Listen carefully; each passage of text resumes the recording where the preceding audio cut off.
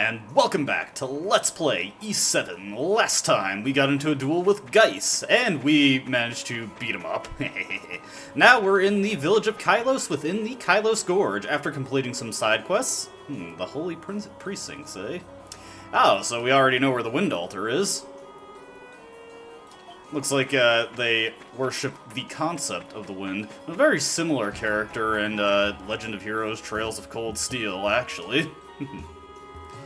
So this is the Eldress's house. This is Nishira's personal attendant. She's already waiting for us. I wonder if she got a letter or something letting her know that we'd be here.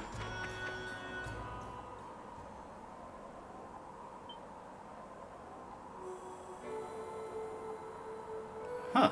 Strangely young looking for an Eldress. Although I suppose the same is also true of Mustafa. He wasn't much of an elder.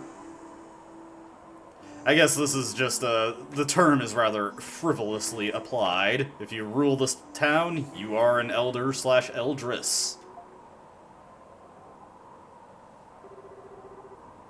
How come? How are you expecting us? She already knows about the dragons? What? Huh. Is that a power?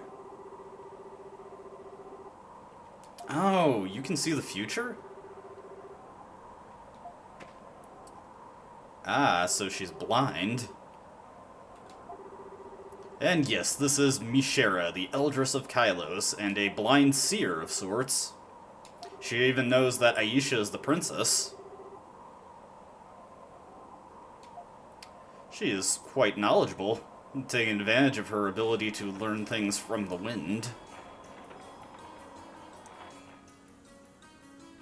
Alright, so, what is the decorum of the day for Kylos?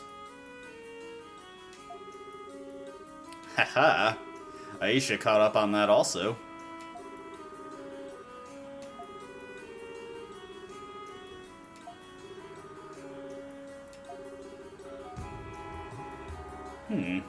Interesting. So, she is not aware of why Iskin Fever or the Titanos are ravaging the land. In fact, those things seem to be blocking her. What's up? Yeah. Well, we walked up to the altars and touched them. I'm going to assume that Adol is putting that a lot more elegantly than I did.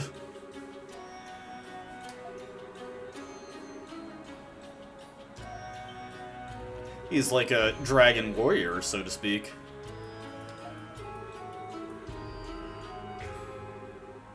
That is a fair question.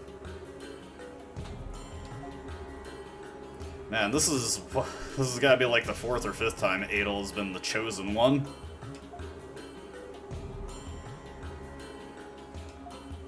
Not necessarily every time Adol is the chosen one. Sometimes he just happens to be in the area, like, say, Oath and Felgana.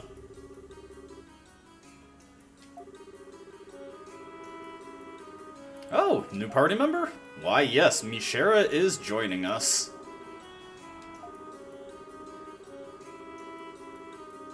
I mean, she walked around to this house, no problem. Again, she probably knows the way pretty well. Alright, well, we'll take your word for it.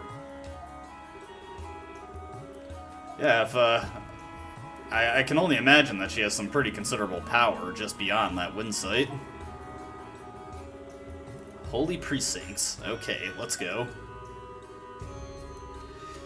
Yeah, stop me if you've heard this one before. We're not gonna bother with that because we can teleport at this point, so we can do that at any time. Besides, we already bought all the armor we need.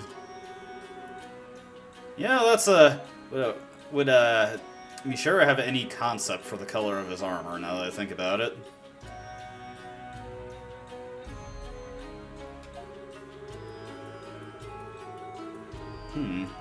I have to imagine he's operating on somebody's orders.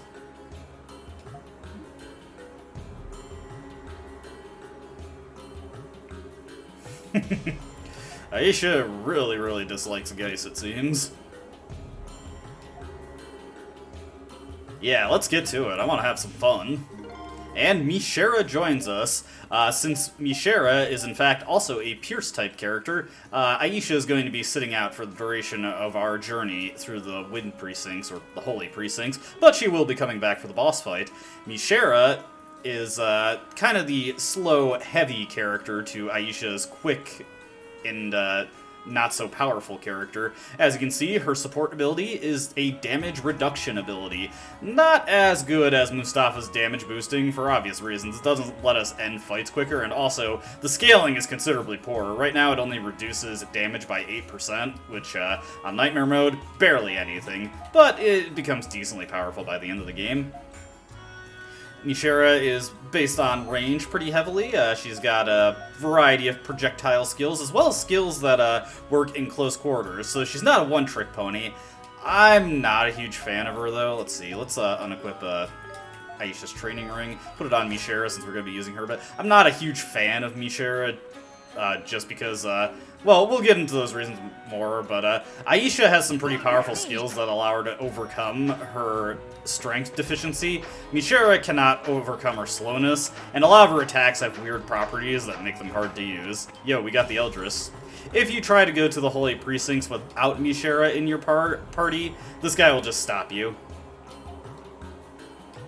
Alright, let's get to it. Nishira, like most party members, joins with the best equipment she can possibly have at this point, so we don't need to worry about outfitting her.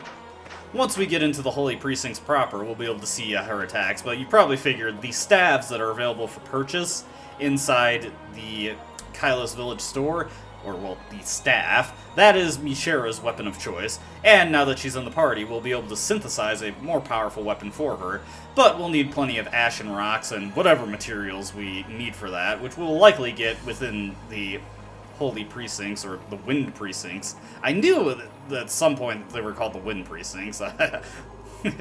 Holy Precincts of Wind is the full title. But yeah, I've been praising this game looking for pretty good for a PSP game. I think the Holy Precincts of Wind is probably the best. Like, this is just a massive area.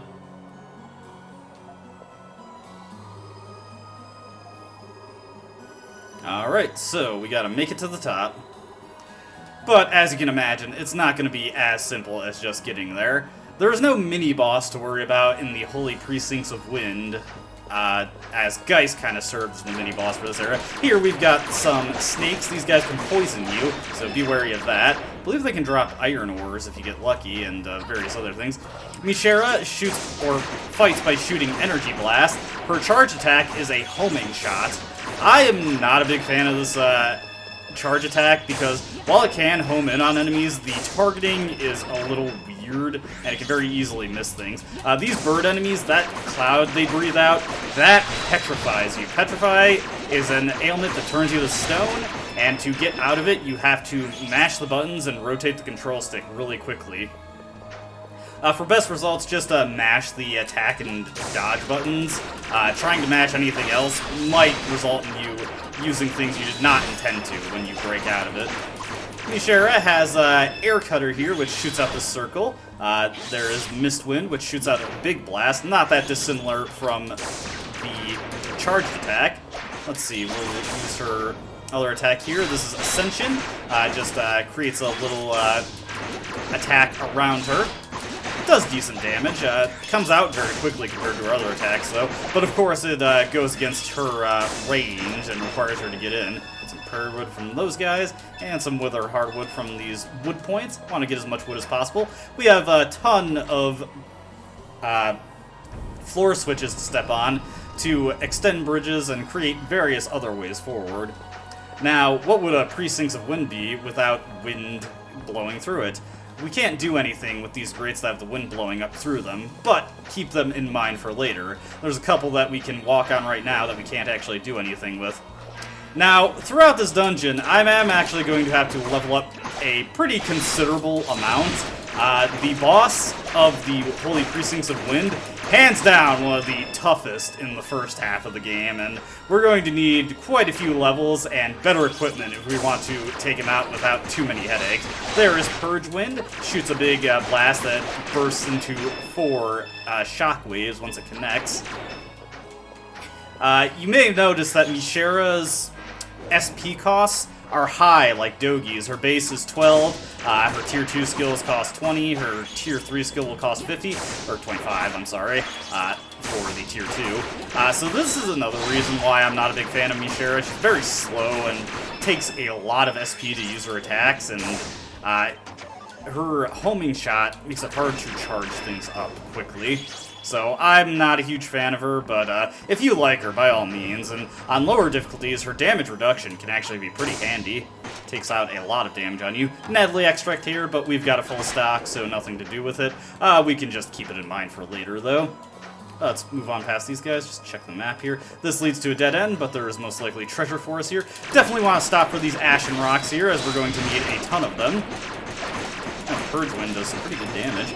There are a lot... Oh, White Stone. That is the final stone that Teresa needs to complete her quest. So, once we hit a checkpoint, or a monument, we can actually teleport right back to Altago City and give it to her to complete that quest right now. Sabrina Incense, but have a full stock, cannot collect it.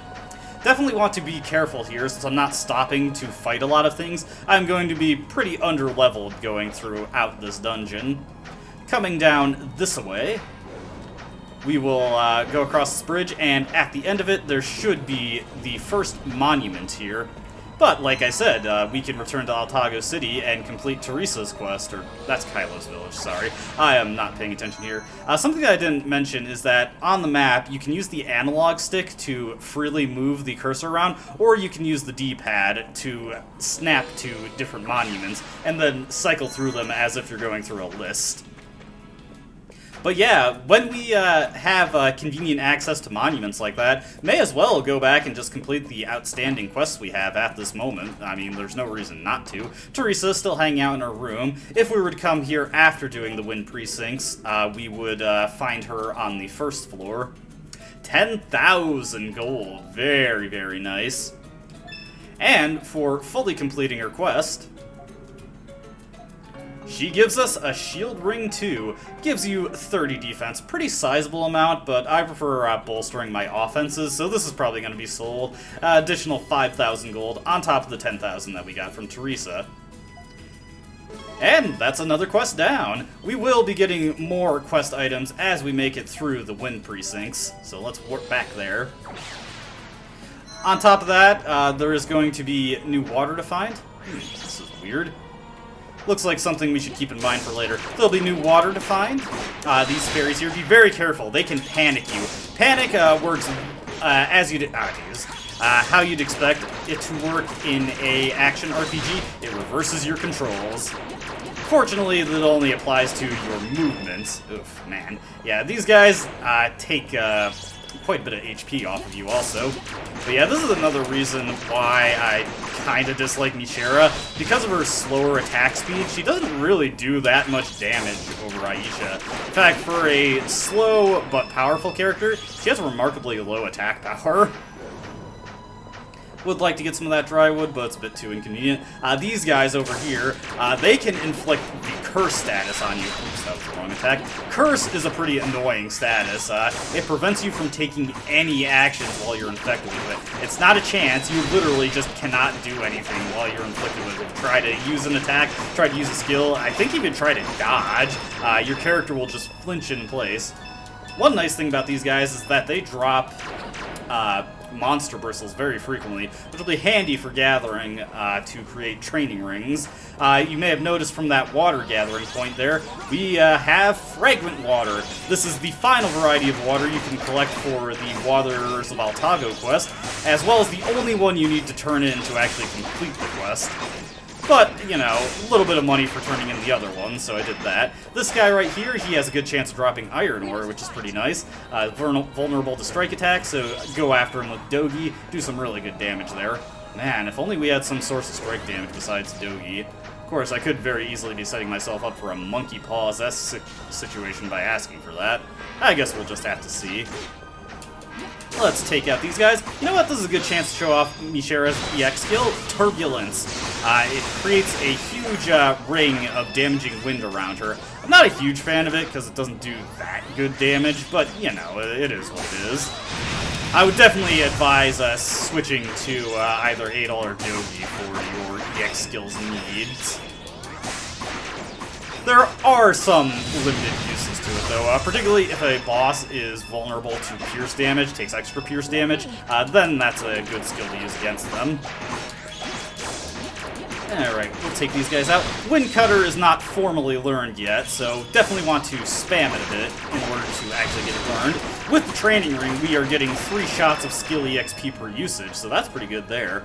Coming over here, got another artifact chest with the Wind Cape. The Wind Cape allows us to ride these jet streams of wind. Very weird that you don't get a tutorial on that. But yeah, equip the Wind Cape, and suddenly you get blown upwards. We need this to advance further into the holy precincts of wind, so very serendipitous find. It's very Zelda-like like that. You're stuck in a dungeon, you get the item that you need in order to move forward. Alright, take that guy out and get an Amulet Rosary. I believe this one protects you from panic, but nothing lost just to double check that. Amulet Rosary? No, curses. Okay, there is definitely a panic protection accessory somewhere in here. Convenient, again, that you get those in the dungeons where they suddenly become an issue. Stepping on this raised up plate here brings down these spikes. Let us head forward. Now, there is a... Oh, we actually want to collect some of these waters.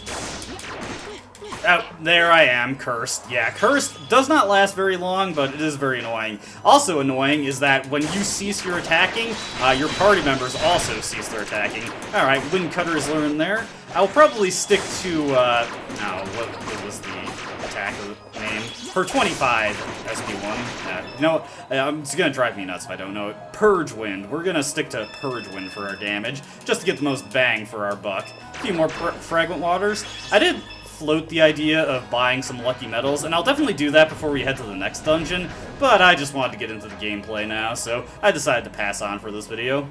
What's this? It's like wind pipes. Looks like there's a piece missing, though. Can interact with it, but we don't actually have any item to use.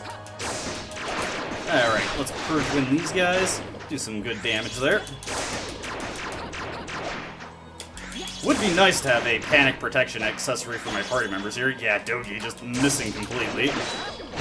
Yeah, there was, you saw a good example of how Nishira's shots can just go wild. Very annoying when that happens.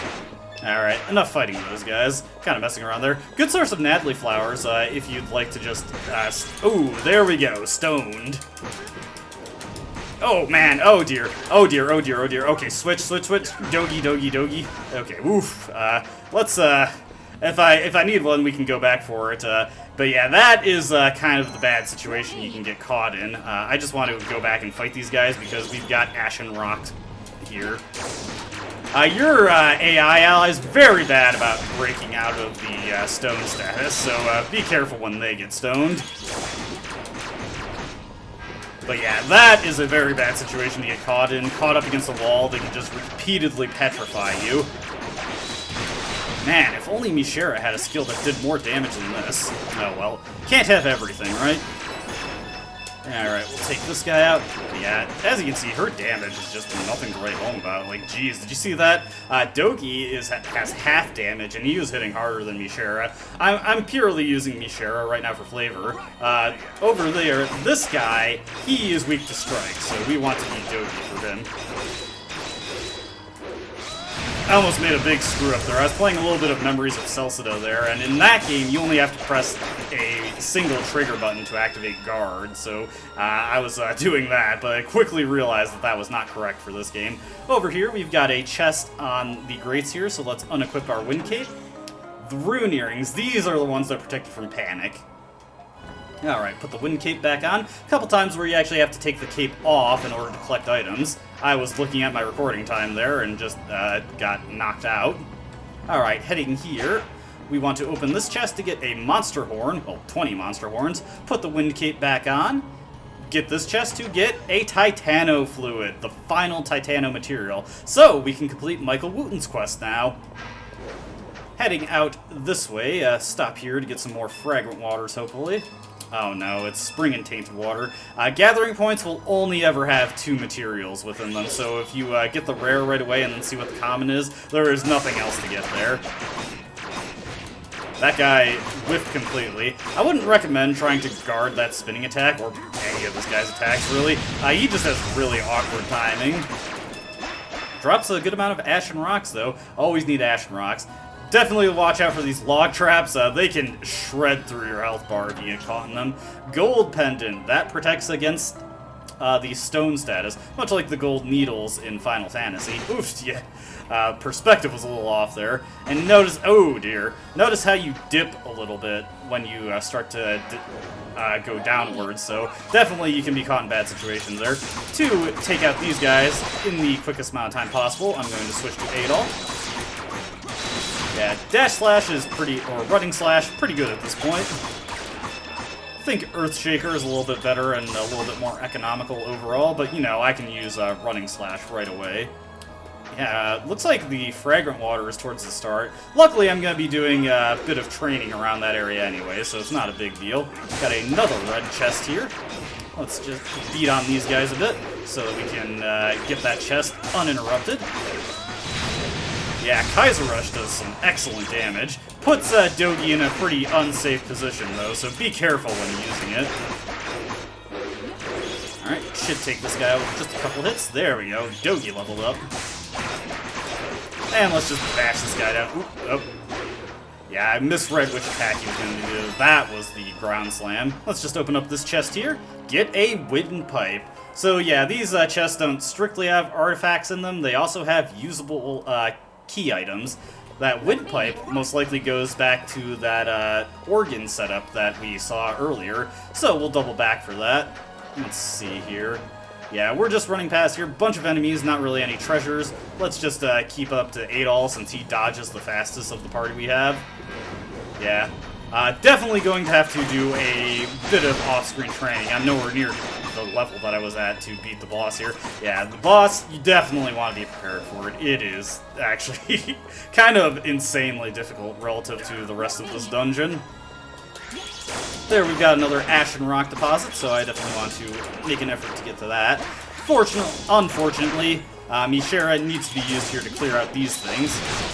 Man, that whiffed entirely. The auto-targeting on your Pierce characters can be very, very weird sometimes.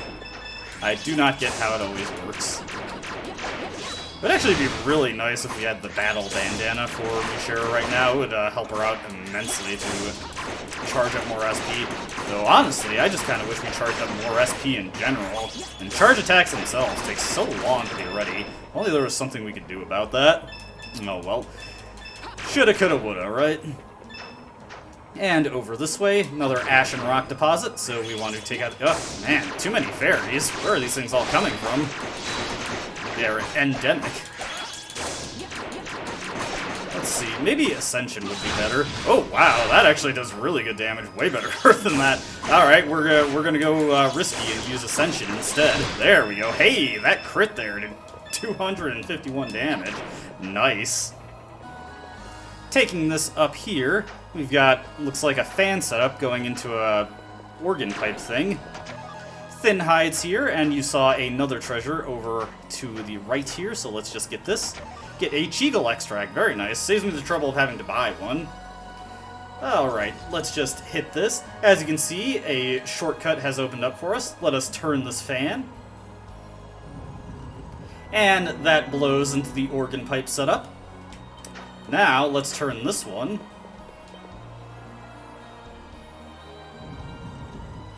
And yeah, who'd have saw that coming, right? Looks like the windpipe up there goes to the organ setup up top. To get back there quickly, we can just go back to the Holy Precincts of Wind Monument. And just quickly make our way back there. So, let's head on this way. And as you can see, because we've hit that raised switch, we can quickly drop back down to the area we were in. Very convenient like that. Let's insert the windpipe.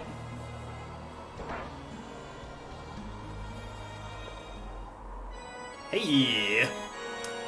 Music to my ears, and to yours as well. Doing that opens up one final grate that has a fan blowing under it and gives us the final wind jet stream. Let's just go to that and see where it takes us to. Heading down here, just take this all the way up. And we find the final monument for this area, and beyond here is the boss, but I am nowhere near prepared for this guy, so we're gonna take care of some things. First order of business, let's return to Kylos Village. We did not get a ton of materials, but we should have enough to synthesize a new weapon for Nishira, which is the one weapon I absolutely want to synthesize, since I'm gonna be using her for this upcoming boss fight.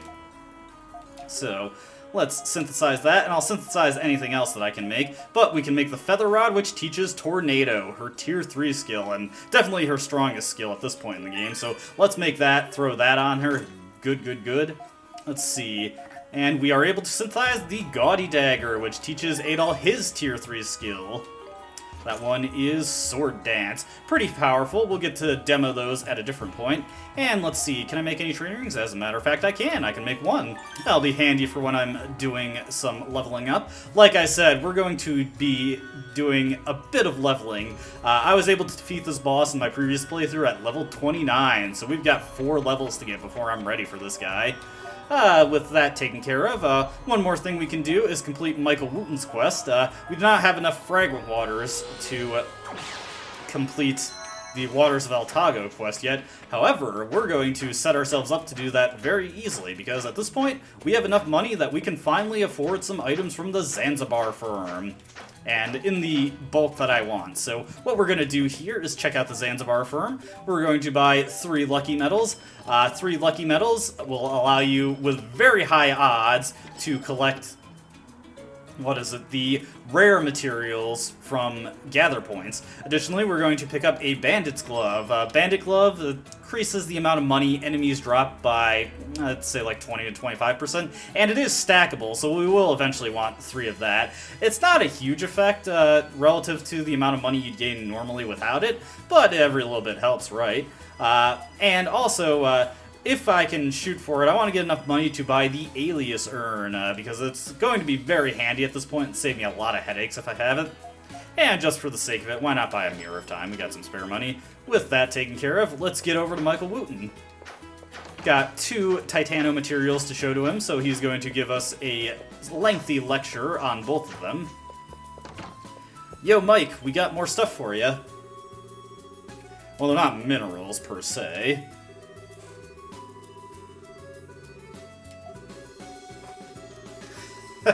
Well, at least he's honest. Yeah, we've been seeing quite a few.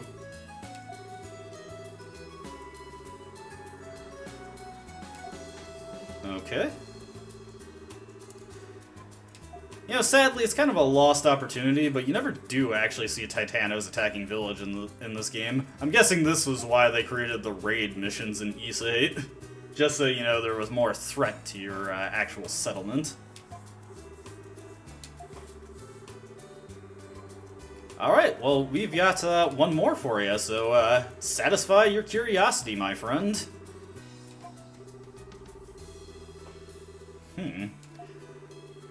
Oh, I was about to say, is it very viscous?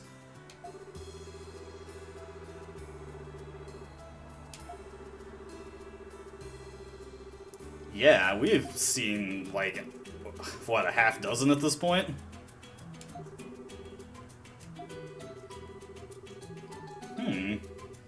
Guess those creatures are smarter than they look.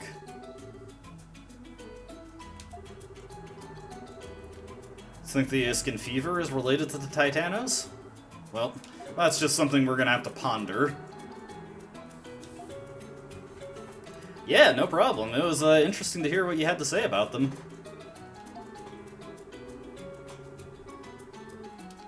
Hey, another blue jewel. And, speaking of segues, this will allow us to connect right into another item to collect in the Wind Precincts. Let's just take a look at our quest log real quick. As you can see, one outstanding quest is Waters of Altago. Additionally, before we, or rather after we complete the Holy Precincts of Wind, we will get a quest 12. But we'll get to that when we get to that. Now, before I forget, let's just go back to the center point of the Holy Precincts of Wind. You may remember that there was a wind path towards the start of the Precincts of Wind that we couldn't get over when we first came here. So let's, first off, let's just head in this direction. Doesn't look like there's anything we can do here. So what we want to do is just double back. Gonna switch to Adol because he's just a little bit faster than Nishira. Yeah, another downside with Nishira. Much like Dogi, she has slower dodges that don't cover as much distance. Generally, they smoothed out a lot of these differences between the characters in East Memories of Celcida and every game going forward, just so there wasn't those inherent flaws of playing a certain character, because they definitely noticed that characters like Dogi and Mustafa, their flaws with defense kind of left them languishing in people's reserves. Hitting this switch over here will bring down these spikes, and will allow us to get this chest. In here we get another blue jewel, so we've got a full set of blue jewels at this point, and we can reduce everybody's SP consumption by 25% if we so desire. So yeah, these are the 2 guaranteed blue jewels you can get, so you only need to ever synthesize one of them. But that is all that there is to do for this video. Off-screen, I'm going to collect the rest of the water for the Waters of Altago quest, and I'm going to do quite a bit of training. One thing we want to do is get Nishira to learn Tornado properly, and get it up to about level 3 or so should be good. Fortunately, with a training ring, that will be no big problem. We're going to tag in Aisha, since she is going to be participating in the upcoming boss battle.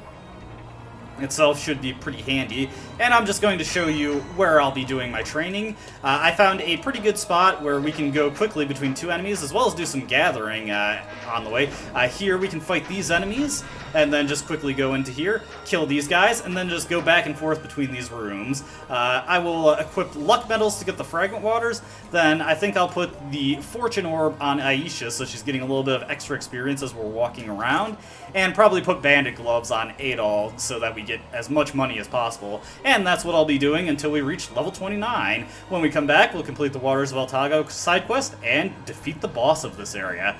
So, as always, I hope you enjoyed watching. I hope to see you next time. Until then, goodbye.